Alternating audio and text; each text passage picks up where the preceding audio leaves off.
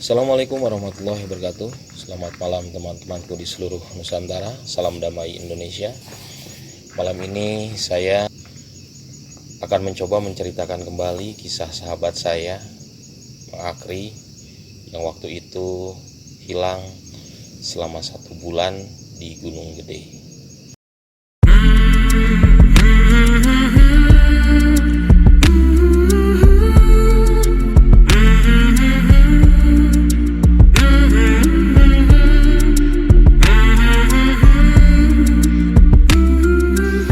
Kisah ini diawali ketika tim dari vulkanologi di bawah Kementerian Energi dan Sumber Daya Mineral yang memang rutin memasang alat atau maintenance alat pendeteksi gunung api yang dipasang di kawah Gunung Gede. Waktu itu tim dari vulkanologi memasang alat baru rencananya, dan tim ini meminta bantuan dari teman-teman volunteer Taman Nasional Gunung Gede Pangrango, juga didampingi oleh petugas dari Taman Nasional Gunung Gede Pangrango. Kegiatan ini berlangsung selama 4 hari 3 malam. Perjalanan dimulai ketika waktu itu tim berangkat dari Cibodas kurang lebih jam 9 pagi. Perjalanan dilakukan dengan santai, sampai di kawah kurang lebih jam 2 siang. Tim kurang lebih berjumlah 10 orang, di mana dari 10 orang ini ada 2 orang tenaga ahli dari negara Ukraina yang bernama Sasha dan Karina yang merupakan suami istri. Sampai di kawah sekitar pukul 2 itu kegiatan berlangsung seperti biasa. Sampai situ biasa saja, kegiatan berlangsung sesuai jadwal. Tim dari teman-teman volunteer masak, menyiapkan kebutuhan tim dari vulkanologi. Dan si tim tenaga ahli tersebut berangkat ke lokasi-lokasi yang ditentukan seperti itu. Malam pertama itu berlangsung sesuai dengan jadwal, tapi ya biasa kelucuan teman-teman volunteer tetap ada lah di situ kan. Nah, sampai masuklah ke hari kedua. Di hari kedua memasuki ke malam kedua pun tidak terjadi apa-apa. Jadwal masih tetap seperti biasa, kegiatan masih tetap seperti biasa. Hanya di sini kegiatan lebih ke pemasangan alat tersebut. Ada beberapa alat yang memang dibawa oleh teman-teman seperti solar cell, lalu penggantian baterai si alat pendeteksi gempa, pendeteksi gunung api itu kan. Sampai dengan malam kejadian seperti biasa saja. Nah, masuklah ke hari ketiga. Hari ketiga siang hari tetap seperti biasa. Teman-teman volunteer tetap dengan tugasnya menyiapkan dan membantu baik itu kebutuhan logistik maupun kebutuhan alat-alat untuk dipasang di sekitaran kawah. Ketika siang hari menjelang sore itu teman-teman disuruh untuk pulang ke base camp yang di buruan atau di bibir kawah. Nah, sampai sore hari kurang lebih sekitar jam 4 sore tim vulkanologi sama tim ahli yang dari Ukraina ini, orang bule ini datang ke base camp. Cuman di sini sudah nampak keanehan. Biasanya mereka yang langsung menyapa teman-teman itu langsung mendatangi penerjemah. Itu kan, mendatangi penerjemah dan kelihatannya mereka itu berbicara dengan serius. Entah apa yang mereka bicarakan. Setelah makan malam dilaksanakan bersama-sama, si tenaga ahli dari Ukraina ini, si orang bule ini masuk ke tendanya. Nah, kemudian setelah itu si penerjemah mendatangi teman-teman, mengumpulkan teman-teman di depan tenda. Ada flysheet besar seperti itu kan untuk berkumpul. Nah, ternyata yang disampaikan oleh penerjemah itu membuat teman-teman kaget. Jadi si bule ini menyampaikan ke si penerjemah bahwa dia menemukan tengkorak. Dia menemukan tengkorak ketika tadi sedang melakukan pekerjaan di sekitaran kawah. Seketika teman-teman terdiam dan suasana langsung berubah drastis. Di buruan kawah, di sekitaran kawah, gelap gulita, lalu mendengar ada berita bahwa tidak jauh dari tempat teman-teman beristirahat ngebase, kurang lebih hanya 200 meter, ditemukan sesosok tengkorak manusia. Semua terdiam sampai diputuskanlah untuk beristirahat, masuk ke dalam tenda masing-masing. Dan malam itu teman-teman memang tidak bisa tidur, larut dengan pikirannya masing-masing. Sampai dengan paginya, singkat cerita, dikumpul lagi dengan petugas Taman Nasional. Di situ diputuskan apa yang harus dilakukan. Nah, akhirnya langkah yang pertama yang dilakukan oleh teman-teman dan petugas itu adalah mengecek ke lokasi di mana tengkorak itu ditemukan. Dan benar saja ketika didatangi ke lokasi itu ada sesosok tengkorak yang ke arah sebelah kirinya masih ada sisa-sisa kulit. Sebelah kiri masih ada sisa-sisa kulit. Badan yang sebelah kanan itu sudah berbentuk tengkorak. Memakai sebuah jaket berwarna merah, celananya celana jeans, dan tidak jauh sekitar 10 meter sampai dengan 20 meter memang ditemukan ceceran-ceceran yang diprediksi itu milik si tengkorak tersebut. Ada tas gendong sederhana, depek sederhana, ada sendal jepit, dan sebuah botol minum. Nah, botol minumnya ini botol minum air kemasan biasa, cuman airnya itu berwarna keruh.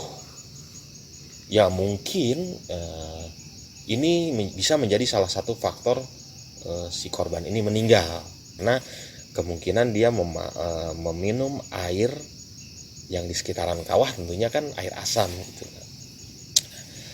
Nah, setelah itu teman-teman langsung berembuk kembali untuk bagaimana, apakah ini akan dikuburkan di tempat atau memang akan dievakuasi ke bawah.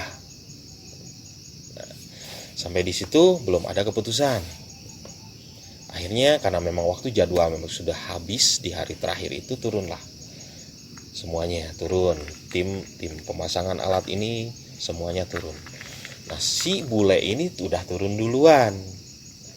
Nah, dia melapor ke Taman Nasional bahwa ketika berkegiatan di atas itu menemukan sesosok tengkorak seperti itu. Nah, karena memang sudah sampai ke Taman Nasional, tentunya Taman Nasional laporan ke kepolisian dan lain-lain. Akhirnya di situ diputuskan untuk mengevakuasi si tengkorak ini, dibawa turun ke bawah. Evakuasi tidak dilakukan langsung, tapi di hari berikutnya. Nah, di evakuasi ini Taman Nasional menghubungi tim dari volunteer.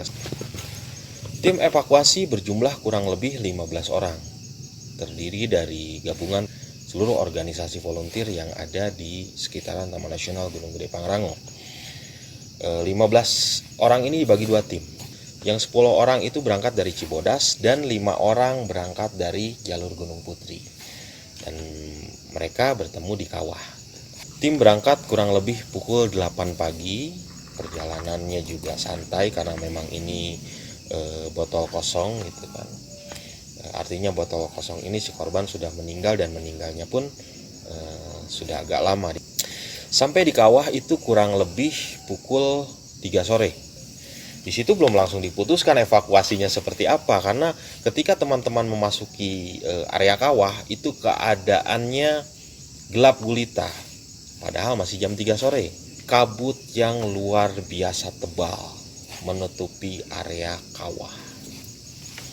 Nah, setelah itu diputuskanlah oleh yang paling tertua di tim evakuasi ini untuk melakukan selamatan dulu.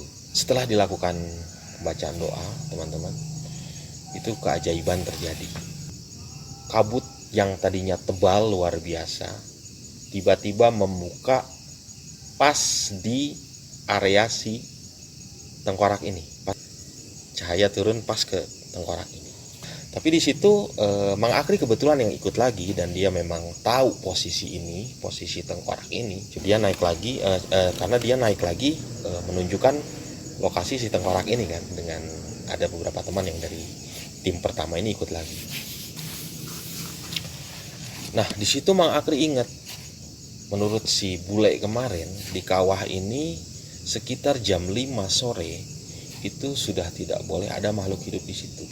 Karena pada jam 5 kawah itu mengeluarkan semacam gas yang tidak berbau dan tidak berasa, tapi sangat-sangat membahayakan tubuh manusia.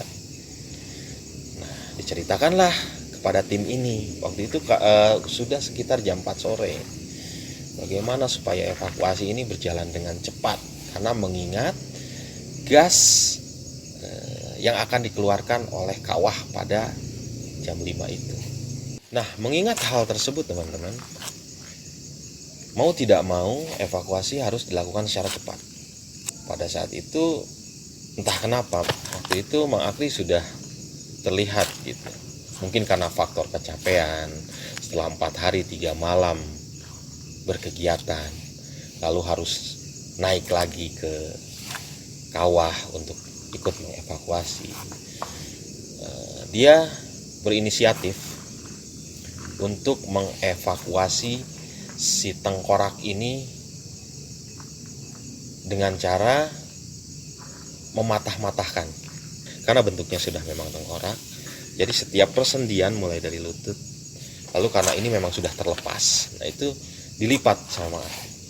Sampai akhirnya teman-teman yang lain menyiasati bagaimana caranya mengevakuasi atau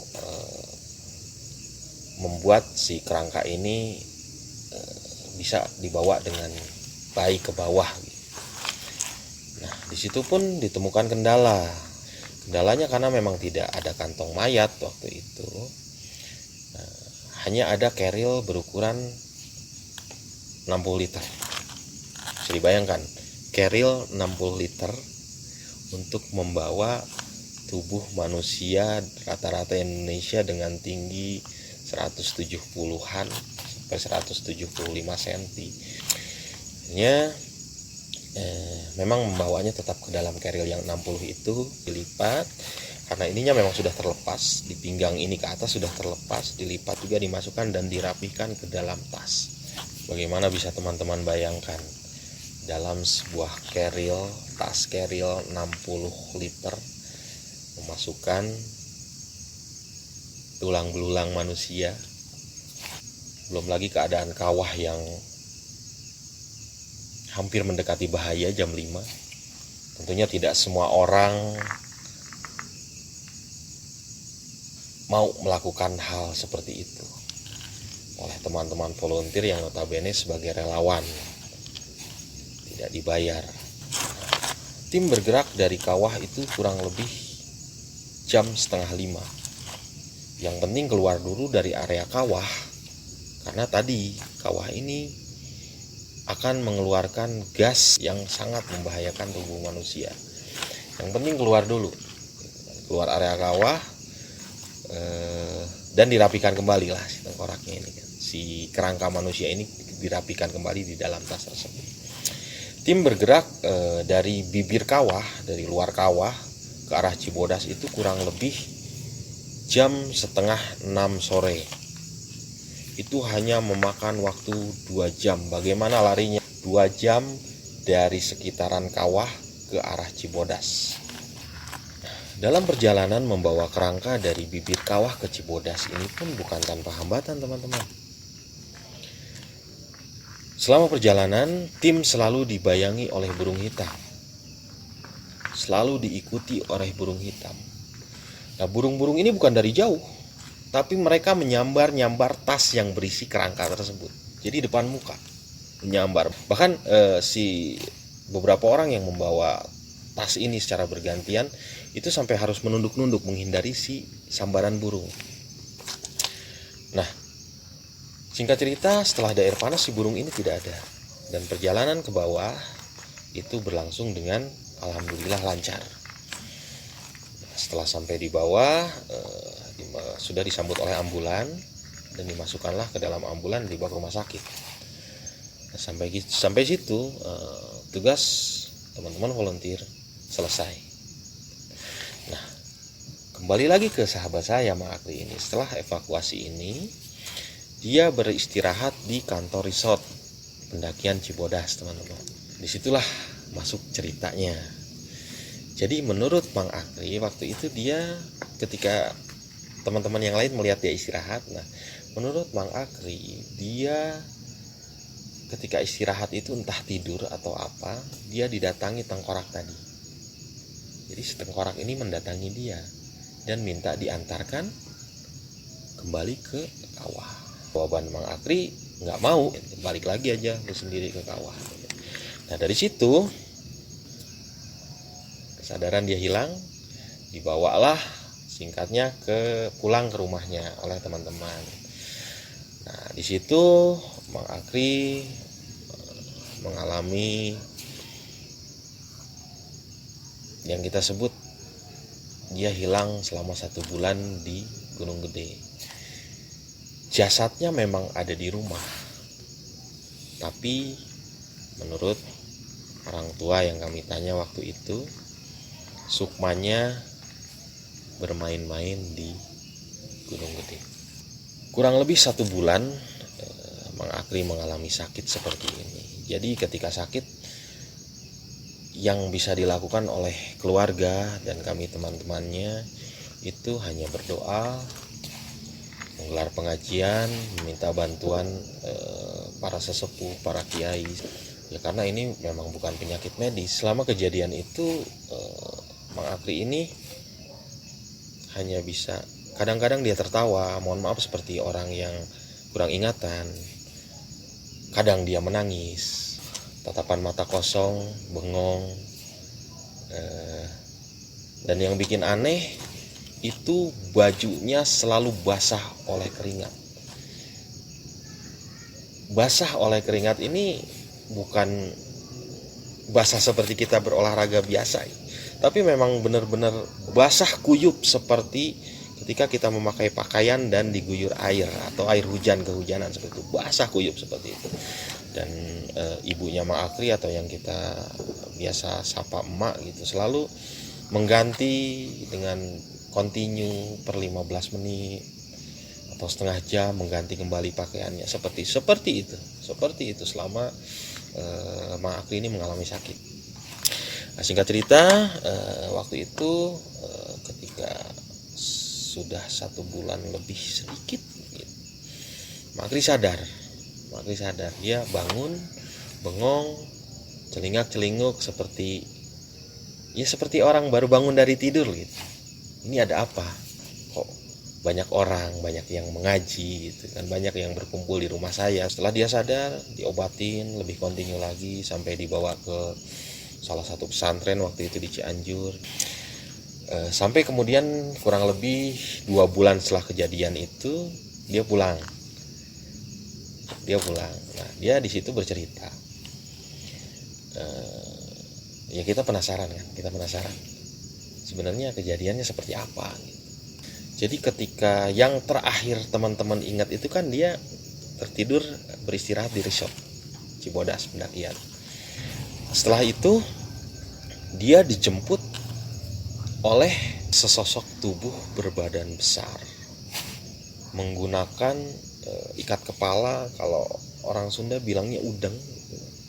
Seperti yang dipakai para wali atau kiai seperti itu menurut Mang Akri, memakai udeng. Dan di samping kanan kiri si orang yang menjemput Mang Akri ini ada 2 orang pengawal. Lalu dibawalah Mang Akri ke sebuah tempat. Tempatnya ini menurut Mang Akri nggak asing. Jadi tempat yang didatangi pertama kali adalah sebuah air terjun. Air terjun yang bernama Surya Salira atau masyarakat biasa menyebutnya Curug Surya Salira. Letaknya itu di perkampungannya Mang Akri di daerah Maleber. Jadi nggak asing, tempat mainnya sendiri.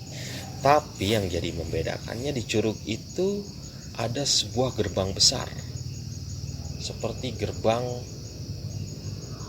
akan masuk ke sebuah kota raja, menurut Mang Akri seperti itu. Dan di daerah situ kan memang kebun teh, ada juga perkebunan warga. Nah, menurut Mang Akri, kebun teh tidak terlihat, perkebunan warga tidak terlihat, yang ada hanya hamparan rumput hijau yang belum pernah ditemukan di dunia manusia. Jadi Mang Akri ini di bawah itu hanya bisa melihat dan mendengar. Dia tidak bisa berkata-kata, dia tidak bisa bertanya. Jadi hanya bisa melihat dan mendengar. Diizinkannya ya seperti itu. Nah, menurut Mang Akri bahwa di gerbang yang berada di Curug Surya Salira tersebut, itu dibilangnya sama yang bawanya ini. Jadi ini gerbang menuju ke wilayah Gunung Gede. Kalau mau assalamualaikum ya di sini tempatnya. Gerbang utamanya itu di sini. Setelah itu dibawalah dia lebih naik lagi ke atas. Sampailah di alun-alun timur. Nah, seperti yang teman-teman tahu, di alun-alun timur itu ada semacam saluran air kecil. Nah, sebelum tempat air ini atau saluran air ini, menurut Mang Akri di bawahnya itu ada gerbang lagi. Nah, gerbangnya ini setelah melewati gerbang ini ada pasar. Ketika ditanya waktu itu orangnya seperti apa atau makhluk yang ada di situ seperti apa sih, Mak? Dia bilangnya pasar tradisional zaman dulu. Tapi di situ juga dia cerita bahwa si sosok-sosok yang ada di situ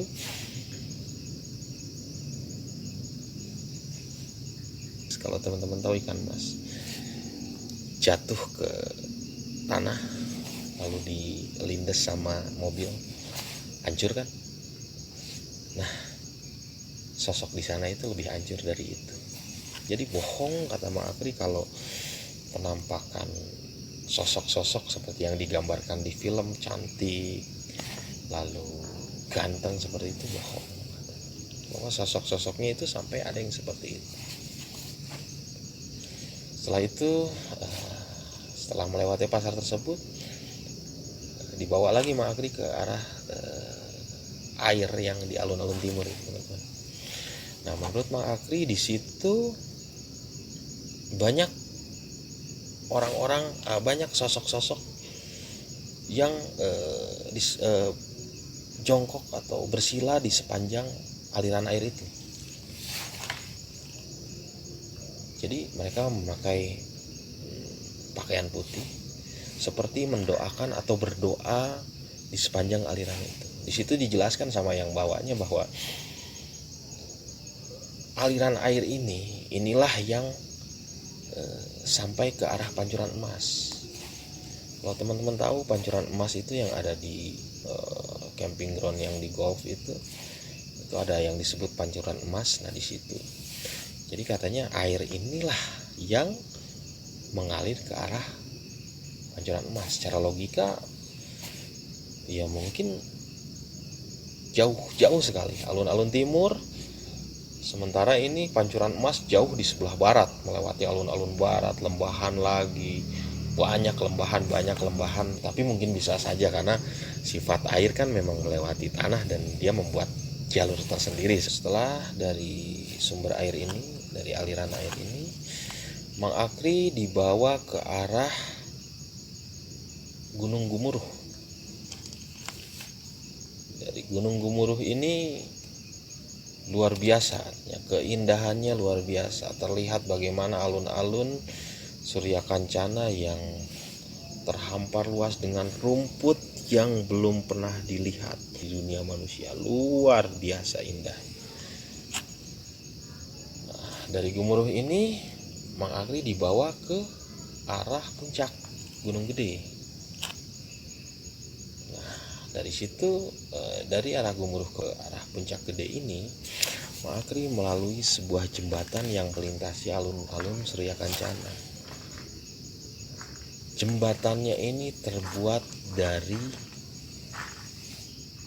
rangkaian atau sambungan-sambungan manusia, dan dijelaskan oleh si yang membawanya ini bahwa itu manusia yang dulu punya perjanjian dengan gunung ini. Nah, di situ menurut pengakuan Mang Akri dia sedih gitu. Sedih ya, mungkin itu kalau kita hubungkan dengan keadaan Mang Akri yang di rumah ketika dia menangis, mungkin di sana dia sedang mengalami kejadian sedih. Ketika dia di rumah itu jasadnya terlihat tertawa, mungkin di sana dia sedang melihat sebuah keindahan, melihat rumput gitu, seperti itu. Itu hanya perkiraan kami saja. Nah, setelah melewati jembatan manusia ini, sampailah dia di kawah. Dan menurut Mang Akri, kawah ini adalah keraton utama. Jadi kawah ini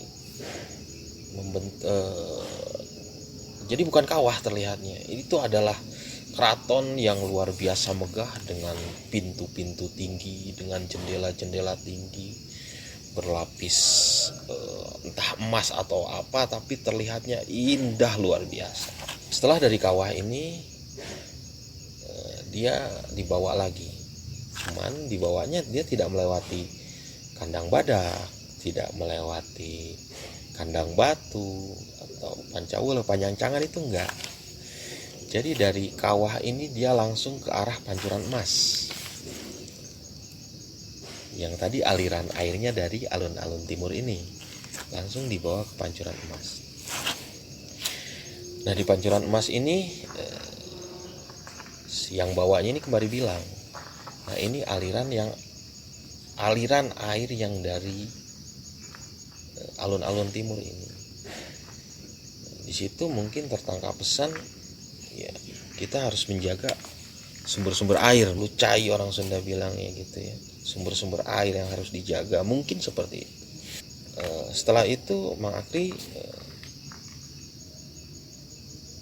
dibilang atau dibisikin lah sama yang bawanya itu, diberitahu bahwa perjalanannya hanya sampai sini. Sekarang kamu boleh pulang.